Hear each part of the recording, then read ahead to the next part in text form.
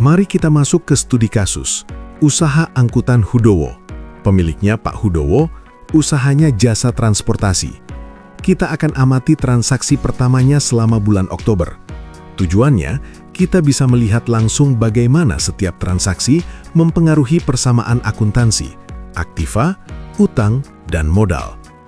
Kita akan ikuti perjalanan 7 transaksi utama, mulai dari setoran modal, beli aset, beli kredit, bayar utang, dapat pendapatan, keluarkan biaya, sampai pemilik ambil uang untuk keperluan pribadi. Setiap langkah akan kita ukur dengan kacamata aktiva sama dengan utang ditambah modal. Siap? Ayo kita mulai dari nol. Setoran modal 8 juta rupiah. Ini transaksi A, setoran modal awal. Pak Hudowo mengambil tabungan pribadinya sebesar 8 juta rupiah untuk dijadikan modal usahanya. Disinilah konsep business entity langsung berlaku. Uang pribadi Pak Hudowo itu bukan uang perusahaan. Saat dia pindahkan ke perusahaan, itu menjadi setoran modal. Analisis transaksinya, aktiva perusahaan bertambah berupa kas sebesar 8 juta rupiah. Di sisi lain, ekuitas perusahaan juga bertambah, yaitu modal Hudowo sebesar 8 juta rupiah. Persamaannya langsung seimbang.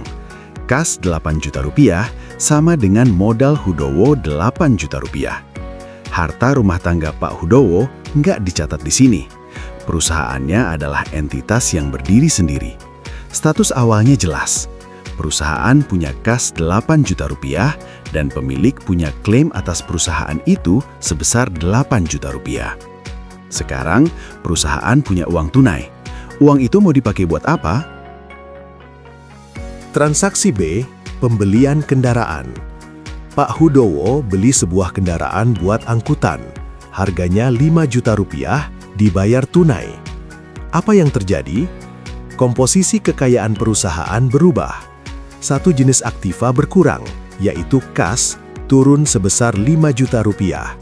Tapi muncul aktiva baru, yaitu alat angkutan, yang nilainya naik 5 juta rupiah.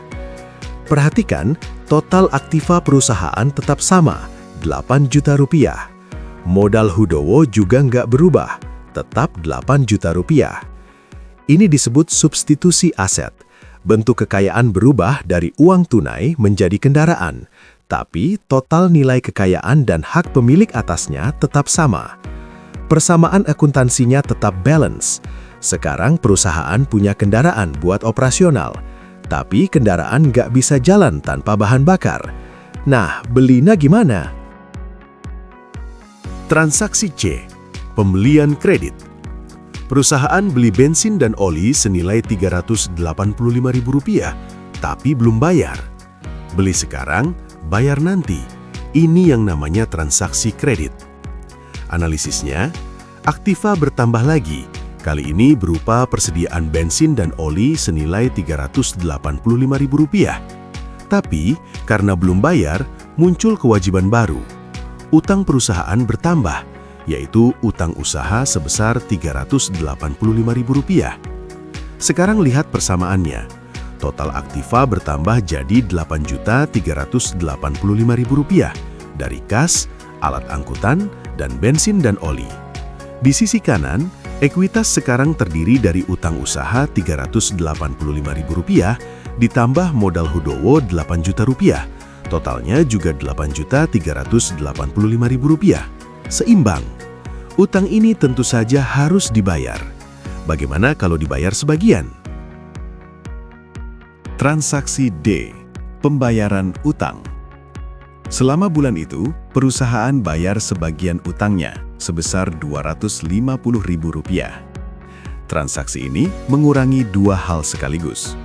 Aktiva berkurang karena kas keluar Rp250.000. Bersamaan itu, kewajiban juga berkurang. Utang usaha turun Rp250.000. Hasilnya, saldo kas sekarang tinggal Rp2.750.000. Sisa utang usaha yang belum dibayar adalah Rp135.000, dari awal Rp385.000. Total aktiva sekarang Rp8.135.000, Dan total ekuitas, utang tambah modal, juga Rp8.135.000. Persamaan tetap terjaga keseimbangannya. Setelah urusan utang, waktunya perusahaan menghasilkan uang. Bisnis angkutan ini mulai beroperasi.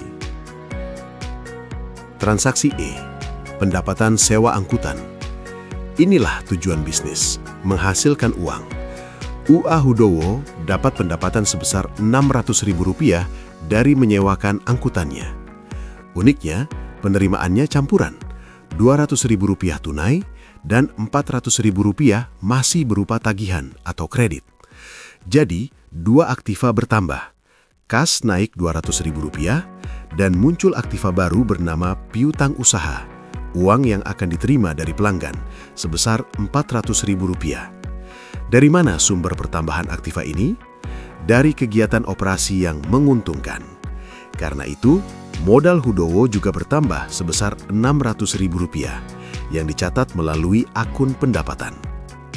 Ingat konsep ini, pendapatan akan menambah modal pemilik. Inilah cara perusahaan menciptakan kekayaan untuk pemiliknya. Total aktiva melonjak jadi Rp8.735.000 dan total ekuitas mengikutinya. Tapi, untuk mendapatkan pendapatan tadi, pasti ada pengorbanan. Apa saja pengorbanan atau biayanya? Kenyataannya, nggak ada pendapatan yang gratis. Untuk dapetin Rp600.000 tadi, Pak Hudowo harus keluar biaya operasional. Ini namanya matching principle atau prinsip penandingan. Laba itu hasil dari pendapatan dikurangi beban. Kalau pendapatan nambah modal, beban pasti ngurangin modal. Simpel kan logikanya? Nah, selama Oktober ini, ternyata ada 6 jenis biaya yang keluar. Pertama, bensin dan oli buat kendaraan angkutannya. Kedua, sewa kantor, karena butuh tempat buat administrasi. Ketiga, biaya perbaikan kendaraan. Namanya juga kendaraan operasional, pasti ada aja yang perlu dibenerin. Keempat, telepon dan listrik buat kantor. Kelima, biaya administrasi dan lain-lain, macam alat tulis, materai, atau keperluan kecil lainnya. Keenam, gaji pegawai administrasi yang bantu ngurusin pembukuan. Total semua biaya ini Rp435.000. Angka ini bakal langsung motong modal kita. Berapa sih detailnya masing-masing biaya? Sekarang kita breakdown satu-satu biayanya. Yang paling gede, bensin dan oli, Rp255.000. Ini wajar, karena kendaraan jalan terus, pasti haus bensin. Terus sewa kantor, Rp85.000 sebulan. Nggak mahal, mungkin kantornya masih sederhana. Biaya perbaikan kendaraan Rp25.000, mungkin cuma servis ringan atau ganti oli. Telepon dan listrik Rp30.000, masih terjangkau buat kantor kecil. Biaya administrasi dan lain-lain Rp10.000. Ini biaya-biaya kecil yang nggak bisa dihindari. Terakhir, gaji pegawai administrasi Rp30.000. Ini honor bulanan buat yang ngurusin pembukuan. Totalnya Rp435.000. Nah, yang unik di sini, kita beli bensin dan oli kan Rp385.000 di transaksi C, tapi yang kepake cuma Rp255.000. Artinya, masih ada sisa bensin dan oli Rp130.000 yang belum dipakai. Ini penting, karena persediaan itu aset, bukan biaya, sampai dia benar-benar dipakai. Kas kita turun Rp435.000 buat bayar semua biaya ini, dan modal juga turun dengan jumlah yang sama. Modal yang tadinya Rp8.600.000, sekarang jadi berapa ya setelah dipotong biaya? Mari kita lihat persamaan akuntansi setelah semua biaya tercatat. Kas kita sekarang tinggal Rp2.515.000, turun dari Rp2.950.000. Alat angkutan masih tetap 5 juta, nggak berubah. Bensin dan oli yang tadinya Rp385.000, sekarang cuma Rp130.000, karena sebagian udah dipakai. Piutang usaha masih Rp400.000, belum ada yang bayar. Total aktiva jadi Rp8.045.000. Di sisi ekuitas, utang usaha masih Rp135.000. Modal Hudowo turun jadi Rp8.165.000. Tunggu, coba kita verifikasi keseimbangannya. Total aktiva 8.045.000, tapi total ekuitas kok 8.300.000? Ada yang gak pas nih. Kalau kita hitung ulang dengan teliti, seharusnya modal Hudowo yang benar itu 7.910.000, bukan 8.165.000. Ini contoh nyata kenapa audit internal itu penting. Kesalahan hitung bisa terjadi, dan persamaan akuntansi adalah alat kita buat deteksi kesalahan itu. Intinya, setelah biaya operasional, modal kita memang turun, tapi untungnya masih ada laba karena pendapatan lebih besar dari biaya. Tapi ceritanya belum selesai, Pak. Hudowo ternyata ambil duit usaha buat keperluan pribadi. Di akhir bulan, Pak Hudowo ngambil uang perusahaan sebesar Rp125.500 buat keperluan pribadinya. Ini namanya prive atau drawing. Hati-hati ya, prive itu bukan beban, bedanya fundamental. Beban itu biaya yang dikeluarkan buat menghasilkan pendapatan, kayak bensin, sewa kantor, atau gaji.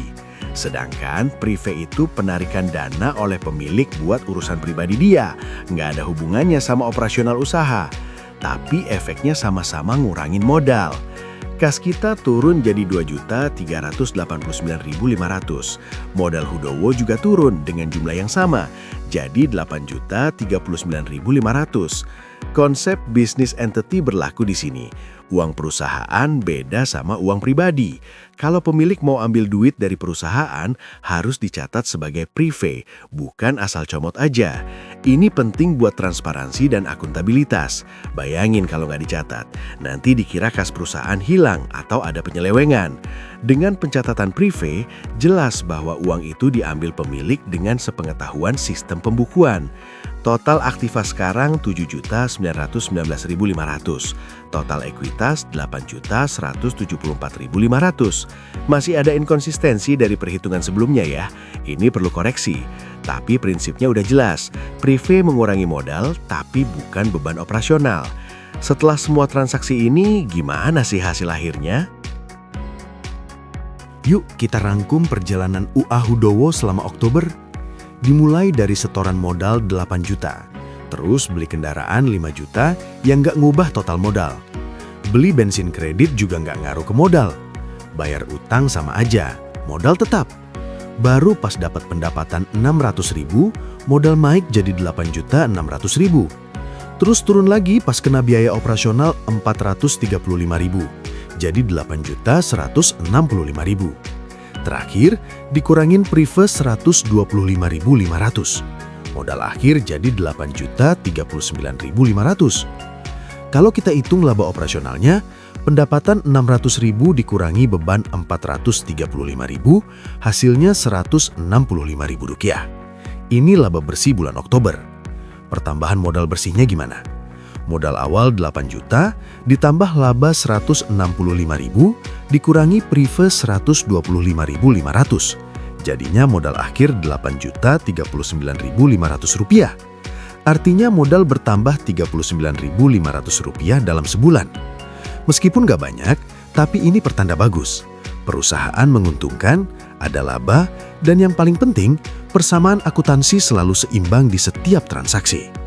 Dari 7 transaksi yang terjadi, nggak ada satupun yang bikin persamaan kita jadi berantakan. Ini bukti kalau sistem akuntansi itu logis, terukur, dan bisa dipercaya. Dari kasus sederhana ini, apa sih kesimpulan besarnya?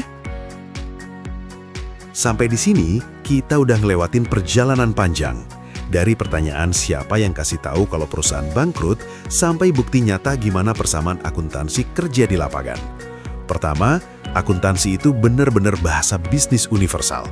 Dia menghubungkan perusahaan dengan dunia luar, dibutuhkan semua pihak, dari manajemen sampai investor. Kedua, profesi akuntan itu setara dengan dokter dan pengacara. Sama-sama butuh pendidikan khusus, terikat kode etik, dan tanggung jawabnya besar. Ada 11 lebih bidang spesialisasi, dari akuntansi keuangan, auditing, sampai akuntansi sosial. Ketiga, konsep dasar itu fondasi yang gak boleh goyah. Business entity, historical cost, accrual basis, going concern, semuanya punya alasan logis kenapa harus diterapkan. Keempat, persamaan akuntansi itu hukum universal. Aktiva sama dengan utang plus modal, selalu seimbang, nggak peduli transaksinya serumit apapun. Kelima, Praktik nyata kasus UA Hudowo membuktikan kalau teori itu bisa diterapkan. Setiap angka punya jejak, setiap transaksi punya logika, dan semuanya terkoneksi dalam satu sistem yang rapi. Pesan terakhir dari saya, setiap keputusan bisnis yang cerdas itu dimulai dari data akuntansi yang akurat. Tanpa akuntansi, bisnis itu kayak jalan dalam kegelapan. Kamu nggak tahu untung atau rugi, nggak tahu posisi keuangan, dan nggak bisa bikin strategi yang tepat. Jadi, keep learning, keep growing, dan jadikan akuntansi sebagai senjata utama kamu di dunia bisnis.